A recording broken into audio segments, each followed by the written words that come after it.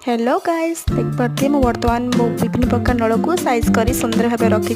आज आम छाणा सब आसतु छाणा देख पारे फास्ट रेड कलर नल पकई देखिली जाती कौन तो हो जाए आमर बर्तमान आम सब नल पकई छांकिबा।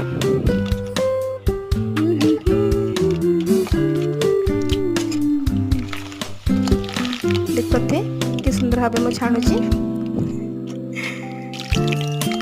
किसी ब्लॉग तो मत आसेनी तो फास्ट टाइम जेहेतु करुची तो आपण मन केमती भल लगी न पारे तो मत खुशी लगे तो से मुझे छाड़ी दूची। देख पारे गोटे पर गोटे प्रकार नल को तेल पकाऊँगी पकई छाणुची ये भितर भी मो हाथ माने से जो चटू टाइप धरनी से मो हाथ में बाजी भी फुटका हो सारे या भितर ताको वीडियो ना काटी देछि। देख पारे एटा छोट पापड़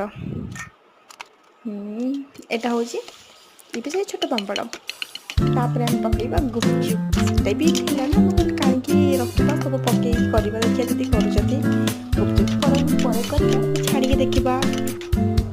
देख पारे सुंदर से फुली आम आणिकी खाइबा। देख पारे खाऊँ आम पुओ मत मो सान भाई हसौची मजा कर खाई दौची किसी प्रोब्लेम नहीं।